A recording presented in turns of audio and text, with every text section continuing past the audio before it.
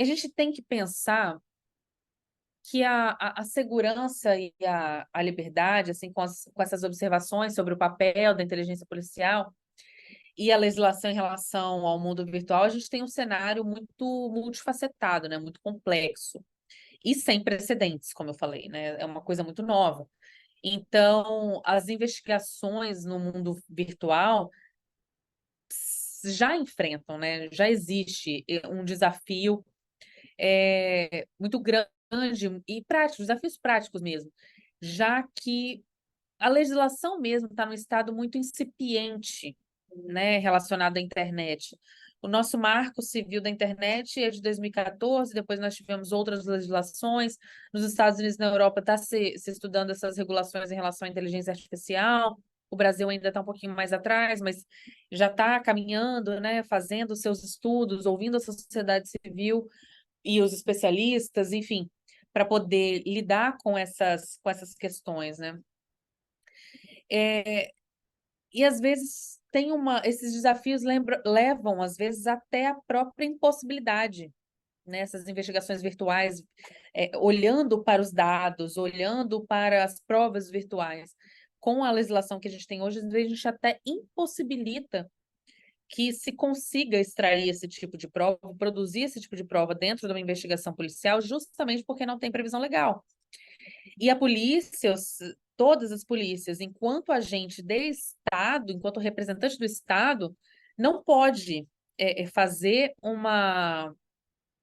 ter uma conduta contra a lei ou sem previsão legal, justamente porque está representando o Estado, né? O Estado não pode permitir que o próprio Estado descumpra a lei que ele mesmo fez. Então, é uma coisa sem sentido. E então tem um paradoxo, né? Um paradoxo entre o mundo moderno e o contexto legal, que vai criar esse terreno meio movediço, assim, né? Onde essa falta de clareza e, às vezes, até do próprio entendimento doutrinário e jurisprudencial podem levar a essa produção de provas sem efeito jurídico, por exemplo, e até mesmo no risco de incidir no abuso, né? Que é o que a gente tem que evitar a qualquer custo. E aí a polícia, quando vai especializar os seus quadros para entender essas diversas ferramentas, essas diversas redes sociais, esses novos programas que existem, essas novas formas de estar no mundo e de cometer crimes, né? Vai enfrentar esse desafio de atuar efetivamente nessa prevenção, no combate, na repressão, na punição desses crimes, sem ultrapassar os limites da legalidade e da moralidade, né? Então, isso é sempre muito importante. Isso porque nós estamos num Estado democrático de direito. A gente não pode se deixar levar por não deixar que esse sentimento de indignação, de enxugamento de gelo, vire abuso, vire ilegalidade, vire imoralidade na hora, justamente porque a polícia, ali na sua atuação, é um agente estatal, né? Então, não pode um agente estatal descumprir suas regras.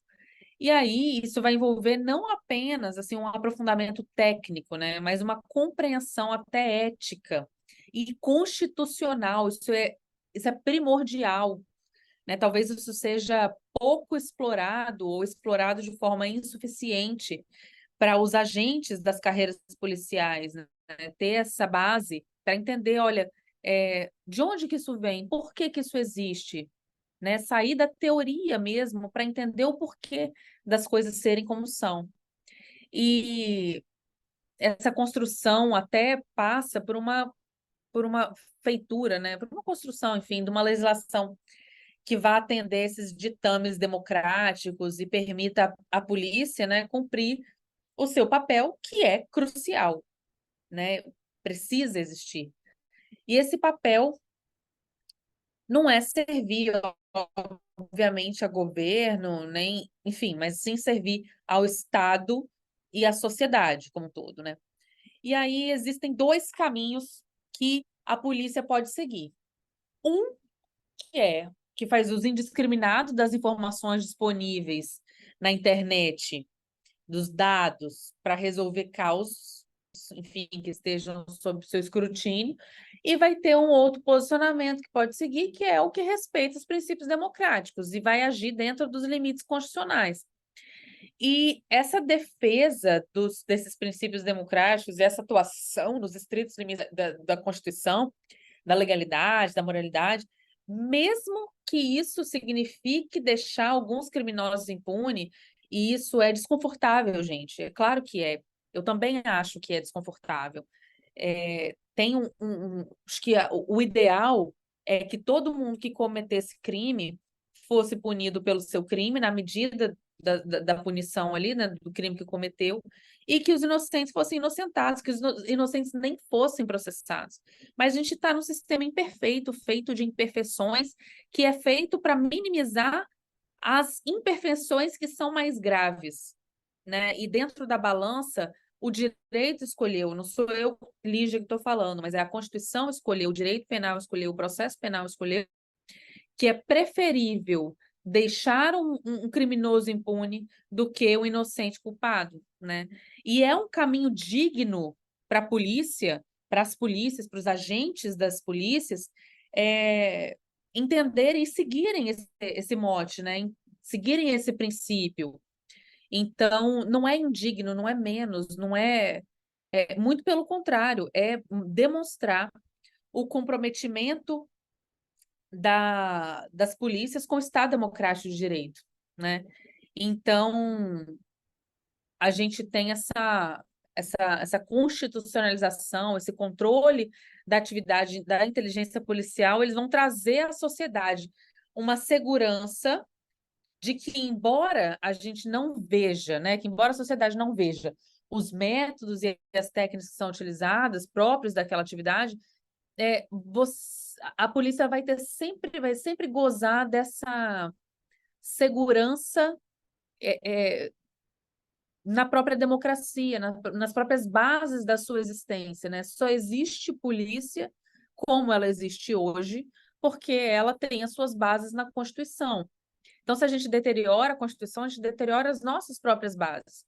Então, não é indigno eu reforçar os princípios que estão lá, mesmo que isso custe passar um criminoso, uma pessoa que efetivamente cometeu um crime, impune, justamente porque eu preciso respeitar esses princípios constitucionais, éticos, morais, enfim, né, para a própria manutenção da ordem social e desse respeito mútuo e da própria confiança na instituição, né, nas instituições policiais, seja Polícia Civil, Polícia Militar, Polícia Federal, enfim, e assim vai, tá?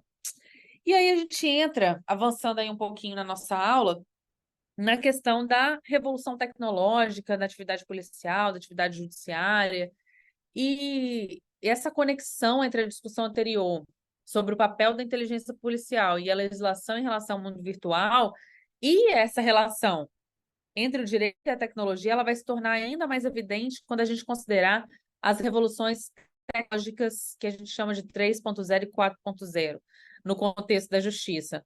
Então, essa relação entre direito e tecnologia, ela não é mais uma novidade, ela já se estabeleceu como uma realidade, né, que vai permear absolutamente todos os aspectos da sociedade, mas é um mundo ainda um pouco desconhecido, né? Vai necessitar de conhecimentos transversais e vai refletir também diretamente nas dinâmicas e nos desafios que são enfrentados pela inteligência policial e pelo sistema de justiça como um todo, né? A Revolução 3.0, ou que os especialistas chamam de e-justiça, saiu justiça, e aí estava escrito em espanhol, era e-justice, ou e-justiça, vai representar uma aceitação e uma integração da tecnologia aos processos judiciais, né? Isso vai, por exemplo, incluir a incorporação de prova eletrônica, notificação eletrônica, tomada de declaração por videoconferência e a possibilidade de emitir resoluções judiciais eletrônicas. E esse movimento tecnológico tem um impacto assim, direto na forma como a inteligência policial pode coletar e usar essas evidências digitais e também na forma, né, como elas são apresentadas e tratadas nos tribunais. Isso vai exigir uma adaptação que não é só tecnológica, né, mas também é legal, também é ética, para garantir que essas investigações e os procedimentos judiciais se mantenham dentro desses limites da constitucionalidade e da moralidade, né?